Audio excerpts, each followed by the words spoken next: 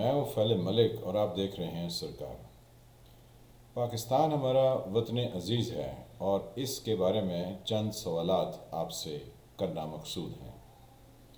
آپ اپنی پوری دیانتداری اور اپنے جو آپ کے پاس معلومات ہیں اس کی روشنی میں اگر آپ اس کے جوابات دیں تو آپ کی مہربانی ہوگی۔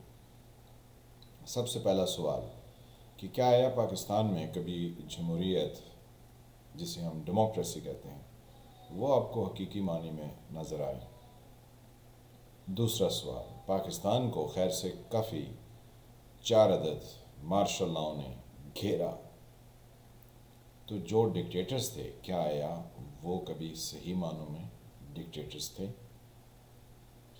پاکستان میں کئی دفعہ الیکشن ہوئے، تو کیا آیا وہ صحیح الیکشن ہوئے؟ پاکستان کے 90,000 سے زائد فوجیوں نے بنگلہ دیش میں ہتھیار ڈالے، تو کیا وہ ہتھیار ڈالنا صحیح تھا؟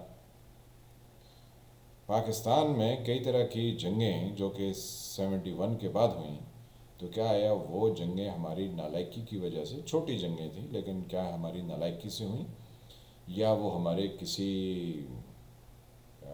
لائق ہونے کی وجہ سے ہوئی، یعنی اس کی باقاعدہ ہم نے کوئی پلاننگ کی اور اس کے ہم نے کوئی بہت بڑے آبجیکٹیوز اچیو کیے؟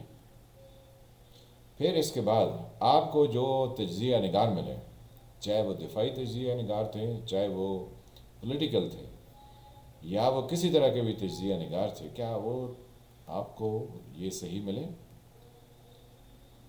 اب میں آپ سے بیسک سوال یہ کرنا چاہتا ہوں جو کہ پچھلے کافی دنوں سے میں دیکھ کے مجھے بہت شرمندگی بھی ہو رہی ہے اور حیرانگی تو نہیں، مجھے کوئی عجیب بہت ہی یعنی ایسا ہے کہ آئی فیل ویری انکمفرٹیبل کہ یہاں کچھ ایسے لوگ ہیں جو کہتے ہیں کہ جی ہم نے اپنی زندگی کے 30 سال اور کچھ کہتے ہیں 40 سال اور کچھ نے پتہ نہیں کیا کیا ہم نے اس میں جہاد میں وقف کر دیے کہ ہم آپ کو انالیسس دیں گے۔ تو انالیسز ایک سرکاری ملازم کے پیچھے سب کا دوڑ رہا ہے کہ ایک سرکاری ملازم جو ہے وہ آج یہاں سے رخصت ہو گیا اور دوسرا سرکاری ملازم کیا آیا حکومت کو بچائے گا یا حکومت کو نہیں بچائے گا؟ یہ کیسی گفتگو چل رہی ہے؟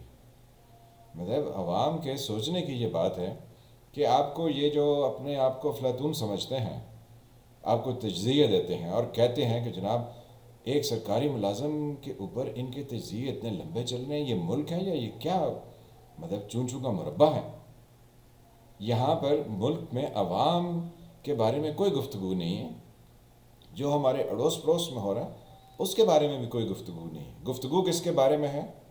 ایک سرکاری ملازم کے بارے میں ہے، اور سرکاری ملازم کے بارے میں تو پہلے ہی کہہ چکا ہوں کہ وزیر اعظم کے پاس اتنے گٹس نہیں ہیں، چاہے یہ وزیر اعظم ہو چاہے جو پہلے رہے ہیں، کہ وہ جب اس کی پوسٹنگ، اس کی ٹرانسفر، اس کا سب کچھ اس کے باس نے کرنا ہے، یعنی جو چیف آف آرمی اسٹاف ہے، تو وزیر اعظم صاحب کس لیے لچ تل رہے ہیں کہ وہ ان کو رپورٹ کرے گا؟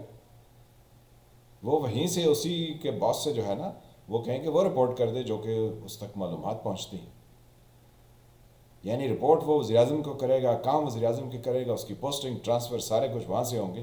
یہ کیا کھچڑی پکائی ہوئی ہے وزیر اعظم نے؟ اور یہ وزیر اعظم بنیادی طور پر عوام کے لیے ہیں یا یہ ساز باز کرنے کے لیے ہیں؟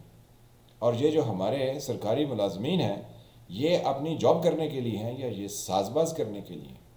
اور یہ جو تجزیہ نگار ہیں یہ ہمیں کس ٹرک کی بتی کے پیچھے لگائے ہوئے قوم کو اور بتاتے ہیں اب تو جناب فلاں نے جانا ہے، اب تو فلاں آ جائے گا، پھر حکومت یہ ہو جائے گی اور پھر حکومت وہ ہو جائے گی۔ مطلب ایسی کاموں پر لعنت بھیجنی چاہیے، 4 حرف بھیجیں۔ آپ کو پاکستان کے مسائل کا ادراک ہی نہیں ہے، آپ کو اس چیز کا اندازہ ہی نہیں کہ یہاں کے لوگوں کے اوپر کیا بیت رہی ہے اور یہاں کے آنے والے 5 سال 10 سال 20 سال بعد کیا حالات ہوں گے۔ اگر آج سے 30 سال 40 سال پہلے سوچا جاتا، جب ہم افغانستان میں پنگے لینے جا رہے تھے کہ اس ملک کی آبادی کتنی بڑھ چکی ہوگی 2021 میں اور ہمیں یہاں پر کون کون سے مسائل درپیش ہوں گے، تو شاید ہم ان کا ان 40 سالوں میں کوئی حل تلاش کر لیتے۔ ہم نے تو عجیب و غریب قسم کے جو ہے وہ یہاں پر ڈکوسلے شروع کیے ہوئے ہیں۔ ابھی ایک اور ڈکوسلا جو ہم نے تازہ ترین تیار کیا ہے وہ ٹی ایل پی کی شکل میں ہے۔ وہ جناب سعد رضوی صاحب جو مولانا خادم حسین رضوی کے صاحبزادے ہیں، اب وہ جو ہے وہ لیڈر کے طور پر سامنے لائے جا رہے ہیں.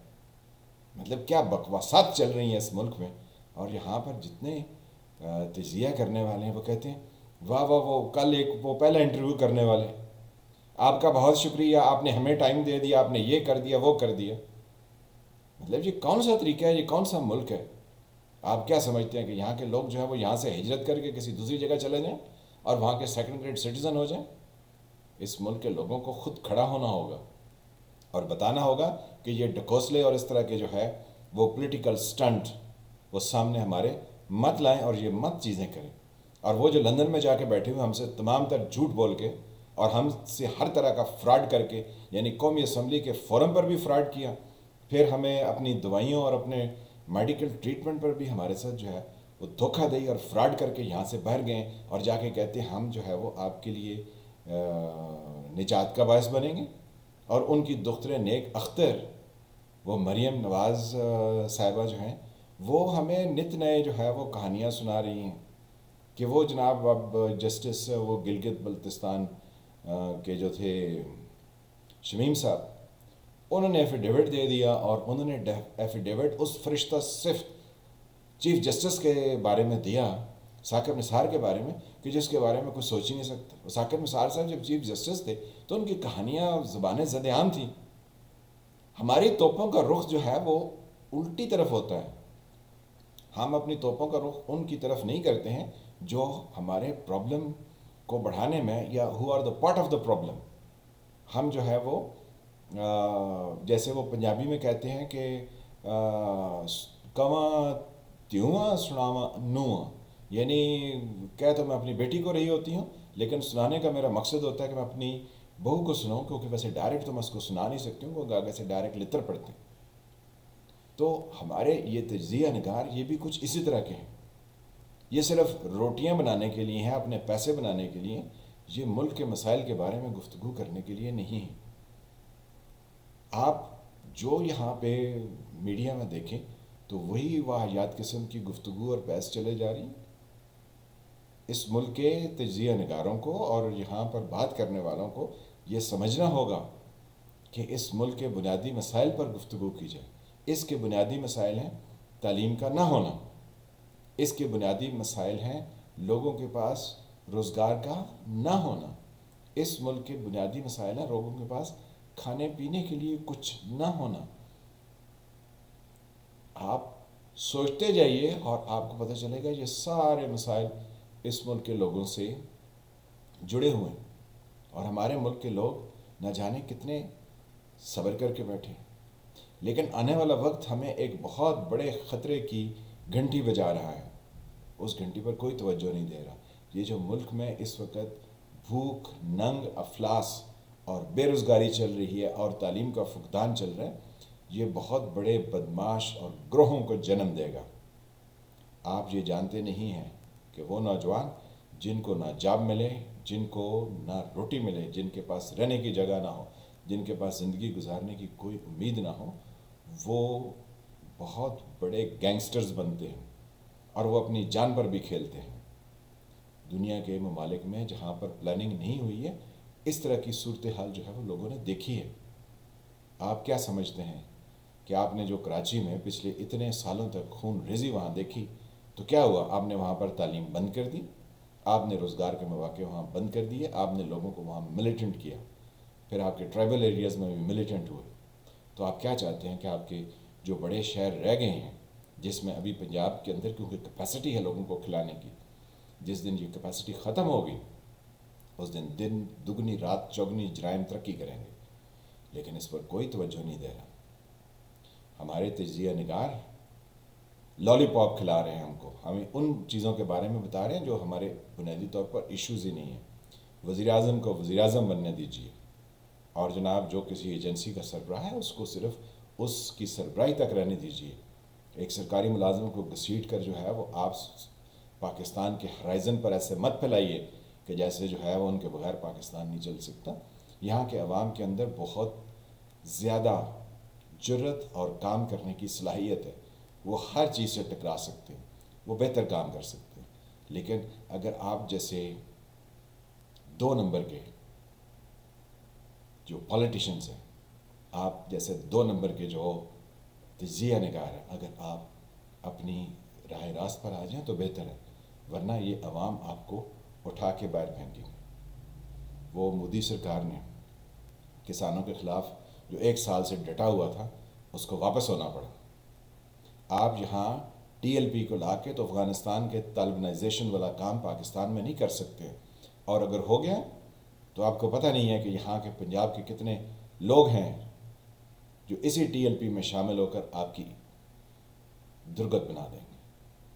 پاکستان کو ایک بہتر سوسائٹی کے طور پر رہنے دیجیے، اس کے اندر خرابیاں پیدا مت کیجیے، اس کے جو جینون مسائل ہیں ان پر گفتگو کیجیے، اگر آپ میں تھوڑی سی بھی ہمت اور کریج اور آنیسٹی ہے۔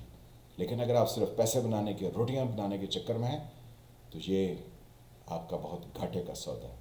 تاریخ آپ کو بہت برے الفاظ سے یاد کرے گی۔ کل جو زندہ تھے وہ آج نہیں ہیں، جو آج ہیں یہ کل نہیں ہوں گے۔ آنے والا وقت اگر آپ کو برے نام سے پکارے تو اس سے بڑھ کر آپ کے لیے گالی کوئی نہیں ہو سکتی۔ تو جیسے میں کہتا ہوں، پاکستان میں ہر وقت کچھ نہ کچھ ہوتا ہے اور ہوتا ہی رہتا ہے۔ تو ملتے ہیں کسی اگلے ولاگ میں۔ میں ہوں فالق ملک، آپ دیکھ رہے تھے سرکار۔ اللہ آپ کو اپنی حفظ و امان میں رکھے۔ تب تک کے لیے خدا حافظ۔